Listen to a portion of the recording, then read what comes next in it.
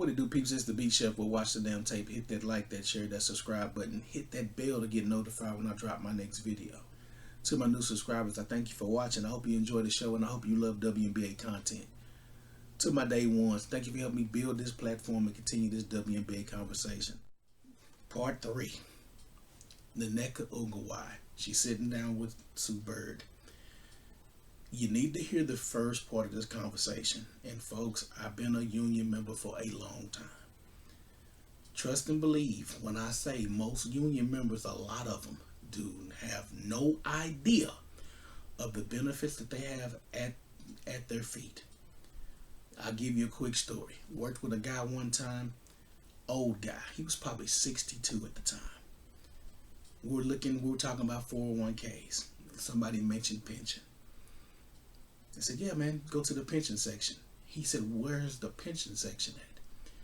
This man had been working for 25 plus years and had no idea that he had a pension. We showed him where to log in, where to see his pension. He said, is that what I'd get right now? We said, yes, sir, that's what you get right now. Keep in mind that your pension is set for to get you to death. So at a certain point, your pension starts shrinking. Once he called the financial institution that was doing our pension at that time. He called them, verified what we said. That guy put his retirement papers in the next week. A month later, he was gone. People don't always know what they have been bargained for by the collective. The collective doesn't always know what they have as a benefit. But that being said, listen to what Nneka says at the beginning of this conversation she has with Sue Bird. Because I'm only going to play like 2 parts, but this part was huge. CBA negotiation stuff that's happening. For you personally, how are you balancing, just as president, but also just a player in this league, the responsibility, I guess, to both want to have a league, of course, but also, making sure you're getting what is rightfully yours? How do you approach that balance? Yeah, I mean, you've been in our position before on the executive. You know how it is. You want to make sure that you come to the table prepared to negotiate. You also want to not lose yourself in what the collective also wants. You want to also be able to use your individual voice. And so I'm always very careful about how I express myself as Nneka, how I express myself as the president, how I express myself as a member of this union, and how I express myself as a player in this league. There is some compartmentalizing that kind of comes with that responsibility, but I've learned along the way that keeping quiet is not always the way to go. But leading through empowering others is incredibly important. I've done a lot of listening. Listening is very, very, very important. We did a lot of listening in our last CBA negotiation. And so hearing people out, but then also making sure that everyone is engaged. And then when you listen to others, you also get to learn some things that perhaps even in a leadership position you wouldn't have considered. And it's just kind of like balancing all of that in flow as I go. But then too, making sure that the main thing still stays the main thing. Like in season, yes, I'm available. Yes, we have meetings. Yes, I engage when we need to, but I'm also here to play. I'm here to play basketball. That's what I want to do. I want to play again and again and again, which includes a season in 2026. But it's not going to happen unless we come together and understand what the main thing is and ensure that we can get a good deal done, because that is what we deserve. Not losing sight of what that is and how we can get there shouldn't mean that it won't happen. Now, she said a whole lot of bullshit. I'm not even going to lie. Let me start off first by saying what she first said. She said the collective. She said not getting caught up in the collective. Knucklehead, that's what your whole job as president to do, is to take the opinions of everybody, everybody's wants and needs, and put them in a structure and present it. Everybody's not going to get everything that they want. That's a given. But damn it, if you take on the job of a president of a union, your black ass is supposed to do the damn job. You're not supposed to sit there and say, I need to compartmentalize being the president, being the Nneka, and being a union rep. No. No, you took on the responsibility of, at the time would have been 144. Now you have 155 players that you got to account for. If you don't want to account for those 155, account for your own self and remove yourself from being the president. That alone told me she ain't about shit. Then the second part, when she said empower people, that's why Fee has taken control. Fee is taking control because Nneka is an idiot. Very well spoken, very articulate, Stanford educated, but she's an idiot. That first statement that came out let me know everything about Nneka that I wanted to know, that I already knew, because I've seen people in leadership positions that act exactly like her. She's just as tone deaf. Just as tone deaf as Natasha Cloud. That was the first thing. Let's get into the second thing. To everyone, like, first off, just the financial ask. Like, what's at stake financially? Yeah, I mean, you hit the nail on the head. The last CBA was the catalyst. I mean, the last CBA was the first agreement that we had seen that didn't resemble all the ones before it. And it kind of gave us a stepping stone to where we want to go. Moving forward now, I think you also hit the point of trust. You know, we were hopeful in the last CBA. We trusted what we're experiencing right now.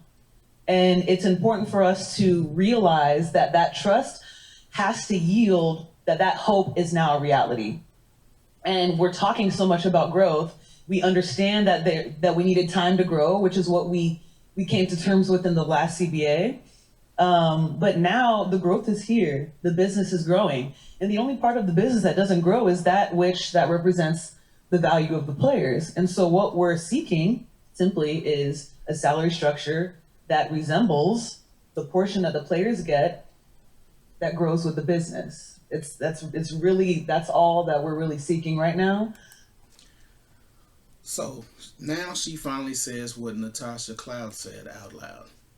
They want a share of that bucket that the teams and the teams, the NBA, the WNBA, and the private equity group that has that 16%, they want in on that bucket.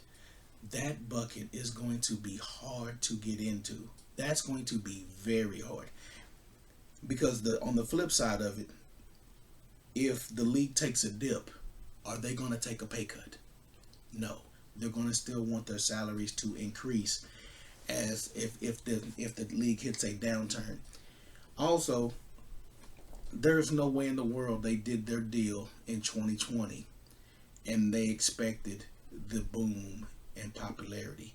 Only brought on, I'm gonna be honest, it's fucking Caitlin Clark. It ain't no damn Angel Reese. It ain't none of them players from last year's draft. It ain't none of these players from this year's draft. It was all Caitlin Clark. So, man, people need to stop saying, oh my God, it's just so popular. If you believe those ratings on ESPN, man, I feel sorry for you. Them ratings from ESPN for the finals and Asia Wilson, if you think 1.9 million people on a Friday night were going to see Alyssa Thug Life Thomas and the Whistler Asia Wilson play basketball, man, you a damn fool.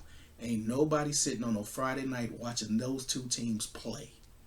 They didn't watch them during the season to that level. 1.9 million people never watched a Phoenix Mercury game that didn't involve Caitlin Clark. No one watched an Asia Wilson-led Las Vegas Aces team without Caitlin Clark playing. They never reached those numbers. They never did. They're inflating those numbers because ESPN has got to dress this turd up so they can get revenue dollars from advertisers buying stuff. They need to quit that crap. But she keeps going on. And we know that deal can get done, and we look forward to seeing it through. But we also know that negotiations have to happen along the way. They do have to happen. So just for those that don't know, because there is a lot of just different articles being written, different things being said. Every CBA before, potentially this one, the salaries and the salary caps have been set numbers. They haven't been any kind of rev share. Even sometimes I see a 9% number. Yeah. And I think that's actually just based on the set numbers. Yes. And what people think revenue is. And they're just pulling that number. So it's not like we were getting 9% or getting this. It was just set. Yeah. And I think what players are asking for now is to have skin in the game, to grow with the business in a way that they've never been able to grow with it. Now understand, Sue Bird and Nneka. Sue Bird was the vice president. Nneka was the president at the time of the bargaining. You just heard in part one, Tamika Tremaglio say they got a 50-50 split. And you just heard them lie right there on the screen. And say, and Sue Bird's coy. She's acting dumb. Hey, I've seen reports, and there's been articles written, and they keep throwing around this 9%. Sue Bird knows damn well what those numbers are. They both negotiated a bad deal. But that caveat in that deal will be explained in just a second by these same two ladies. Keep listening, and you'll hear the bullshit. Yes. And my apologies, I was not clear enough, but No, I wanted to make that point because I've seen it a lot. I've even had friends ask it, and it's like, no, trust me, it's been a set number that's gone up by a certain percentage every year that we did agree upon, but we weren't, or I should say you guys weren't in the position you're in now. You're still not in the position you're in, Sue. Of course, she's referring to the 3% increase on the player's salary each year of their contract. Okay, so you've been talking about a transformational CBA. What's something that we haven't seen in a CBA before that you'd like to see that maybe hasn't gotten as much attention in the press? She said some good things in this one. Oh, I mean, of course, everyone wants to discuss salary. We're looking to see a standardization of facilities. I think standardization is something that we're really seeking. We've moved past the narrative that having a practice facility is not a competitive advantage. To be honest, I think now with the majority of teams having their own dedicated facilities, not having one now is probably a competitive disadvantage. So making sure that we can standardize that process, seeing some language that contributes towards a retirement plan and retirement players. Let's go. We're looking out for you. And me soon, y'all. Don't get it twisted. Just like Natasha Cloud said, I'm telling you, Nneka's 35 years old. She'd be lucky to get 2 to 3 years out of this deal and be around 38 years old, kind of like DeWanna Bonner. Just imagine having a bunch of DeWanna Bonners on your team making over $1 million. You'd have to beat them away from the league to get them to retire. If a player makes $1.5 million to $2 million and she's in her late 30s, you'll never get her off the payroll until you kick her out the league completely. Getting back pay for Sue Bird is a dream. That would really cut into money for the league. They're not going to do that. But we also know, like in the last CBA, where certain things have to happen for us to be able to have something a little bit more robust for players that have literally built this league. We want to start now incorporating language and a system that can reflect players being taken care of, who obviously are the reasons why we're here today. And so I know that salary dominates a lot of the conversation, but those are some of the other big priorities that we're also looking to. Is there anything on like the coring? Oh yeah. Okay. I mean, we didn't win it last time. I know. We still don't win it. Yeah, I was curious if that was on the table. The other thing you learn about being in these negotiations is like you're wanting to get like 10, 15, 20 things done. If you get 2, it's a win. It really is. It's really interesting. And so a lot of times, I feel like what I learned in our last CBA negotiation also was, you actually did it right when the minute you sign it, there's still more. Yes. In a way, that you did the best you could, because once something's in place, that's when you get to see what you're going to need in the next 5, 6, 7 years. This next part was the one that let me know what I thought happened in the last one, the last CBA negotiations where they dropped the ball.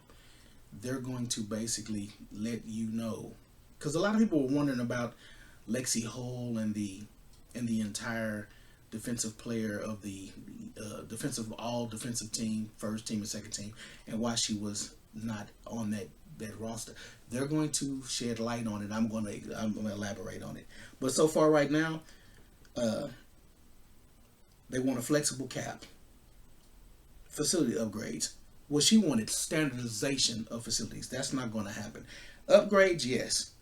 There's not going to be a standard in every. You want a hot tub and a jacuzzi and a spa at every team. That's up to the teams.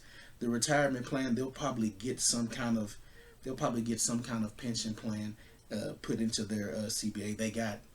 They got maternity leave last time, so everything is a gradual progression in bargaining. The core designation, they don't want to be court, which is very interesting that you want to be the highest paid player on the team and get locked into a 1-year deal. I know the NFL guys hate it as well, but they signed that damn deal. But this one part is huge. Take a listen to this. Exactly. Yeah. So something else that's interesting about the job, speaking of not getting every deal point you want, you're not always going to get the win. It's a negotiation. There's an art to the compromise. What have you learned in this role about that? I guess whether it's the art of negotiation, the art of compromising, I think we used to say this, and I think it always still kind of applies. Everyone is not going to get everything that they want, but you can walk away content or, I guess, accomplish if everyone gets a little bit of what they asked for. There's really virtually no situation where, we can all say, I got exactly what I wanted. But if there is a part of you that is represented in the agreement, then we got somewhere. Now, where you start running into issues, which I think towards our last CBA negotiations, we had to go back to the drawing board where some players didn't feel like they were being represented the way that they wanted to. And that's fine. But I think that's where I really learned, okay, we're trying to create something new, whether it was even like prioritization and trying to understand what that would look like, ensuring that you're not shutting out a certain group of people, both on our side and also, I'm sure they do it on the league side as well. So understanding that takes a little bit of time, that takes a lot of listening to, and then it is more than okay to go back to the drawing board. Because when you decide to overlook a conversation, even if it's something that doesn't get done, it was there, we addressed it, all right, we're now realizing that may not be as important as we wanted it to be, to ensure that everyone can be represented in the change that we're looking to make. No, that's actually great advice. I'm sure we have people in the audience who either lead teams or are part of negotiations. So that's really great advice. I actually just did a show with your sister called Second Acts. Go check it out. And we shared a story from our last CBA where the whole idea of sometimes you got to go back to the drawing board. We shared the story about, so I'm going to share it with you guys here, about getting to a point in the negotiation where numbers were agreed upon, salary numbers, salary cap numbers, and me, you, and Shanae kind of backdoor some things, and we were like, we think the max can be higher. And we literally crunched the numbers, came up with $220,000, and had to present that to the league as the new max. But there was concern. There was concern that we were doing it too late, that it was bad faith. Right. But the reality was we knew that was what best. And I think that would be what I would also share as advice is when you know something is best because you're the one who has the experience and the knowledge of what's actually happening, it's never too late. It's never too late in negotiation. You can't be scared. Right. It's always good faith also when you're coming from a good place. Right. Let's get into some of the CBA negotiations. Now, She said a mouthful. So basically, what happened? They had their deal done. They went back to the hotel, and the three of them conspired to be greedy. Keep in mind, you noticed she didn't say get more money on the bottom end of the pay scale to bring it up closer. She was talking about the top players and going from like 209,000 to squeeze out another 10 grand out of the league. And that's when they went back with the 220 proposal, which is in their contract. That's in their contract. We've already talked about it in the summer. That's in their contract. And then you heard her say, we were worried that we wouldn't be negotiating in good faith if we did that, because you made a deal. You stood on the deal, and then the next day when you're going to go sign it, hey, we want to do this. That's important. If you go back to the video from Wednesday, when they signed this deal, Nneka, Chene, and Sue Bird, Elena Deladon, and others, when they signed this deal, the money, the extra money that they got on this contract that they're currently on, is the extra money comes in the form of a bonus. This is where Lexi Hull comes in. If you go back and read that press clip from the WNBA, it clearly says the money that will be given to the players will come to the top players. Will be given to the top players. So the awards are bonuses for the top players. They're not awards and rewards and bonuses and salaries for the entire group. And that goes back to what Nneka said at the beginning, where you're trying to do a deal for everybody. And then you heard her say at the beginning, she said, and then but I had to think about myself. So they basically bargained the haves and the have-nots in their contract. That's the contract that they're trying to get out of. That's what happened. They bargained for the top end of the league and left the bottom end of the league in shambles. That's the reason why the rookies come in with such a low pay. That's the reason why it takes so long for the wage progression for a person. You have to play like 5 damn years before you can get big money. And they're doing that because they want to stay relevant for a long duration. They want to stay fat catting it. And then as players come in, younger players come into the league, they keep them locked out. That's the reason why they don't want the expansion, and they want just add a couple roster spots. They don't want any competition. They don't want any competition. They want to keep this league tight and close and keep that salary cap flexible so where they can benefit and not the entire 156 benefit. That's where it's at. That's what happened with that. The other part of that, the bonuses, like I said, it says for the top players. I'll link it in this video as well so you can, if you didn't see the other video, it says the top players. Lexi Hull is not a top player. Lexi Hull, to get that bonus to be on the all defensive first team or second team, she would have had to play out of her mind and make it to where it was not any doubt that she made that team. I mean, like none. Like been in top in steals, noticeable blocks, so on and so forth, to where they have to, the writers have to, because remember, the writers are going off this criteria. It says the top players will get these bonuses. Just like Tamika said, select players get the marketing dollars. The marketing money is not for everyone. It's only for select players. I made a video in the summer talking about the jerseys. The jerseys, the language on the jerseys was the exact same way. It said a select amount of jerseys. That's why on the store, you can't get everybody's jersey. Like I said in that video, the Valkyries were the exception. They had like 6 players' jerseys. But they're a new franchise. They were trying to get revenue in off of the excitement of the new league. That's the language that they put in their contract. These two, along with Chennai, they're the ones that wrote this up this way. That's the reason why Fee is like, I'm going to take a little bit of your business model that you did. The reason why Chennai doesn't speak, in my opinion, she has relinquished power, or had power taken from her by Fee, but now she is playing her role. Her role is the enforcer. Just like in hockey, Dallas Stars had a guy named Darian Hatcher lay you out.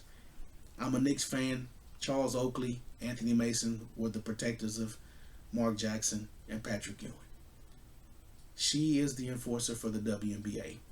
It all came to me when I realized she was the president of the Seattle Storm. The Seattle Storm were having team issues with the coaching staff, harassment with the players, and nothing was getting done. And I thought it was kind of odd having the president. And once I started doing some digging, now I realized what was going on there. She was suppressing stuff from getting out. She was handling stuff in-house by hook or crook. That's why it got so contentious. That's the reason why Jewel Lloyd got the hell up out of there. And then you see after the fact, you heard her say, gangster. That's why I made that video about Noelle Quinn, gangster. My coach is gangster. She bring that LA. She got that LA in us. That's Nneka's role. She is the enforcer. I wouldn't be surprised if Kathy Englebert's scared of her black ass. I'm just going to be completely honest. Kathy Englebert's scared of her. Scared S.L.E over Nneka. But that's the Nneka piece. This by far was the biggest piece. Flexible cap. She said it was not personal. She said it was just business with Nafisha and Kathy Engelbert. That was a lie, because even when Kathy Engelbert said that Nneka did no business, she got offended by that. Breonna Stewart also spoke on it. Breonna Stewart said it was business, not personal, but then in the same breath said that it would be hard to sit at the table after that. So then it was personal. But, like I said, these players talk out both sides of their mouths. But this is the third piece. I'll show you the fourth piece. I want you to see Dana Evans. And Dana Evans said some of the most interesting stuff, but I'll get into that next.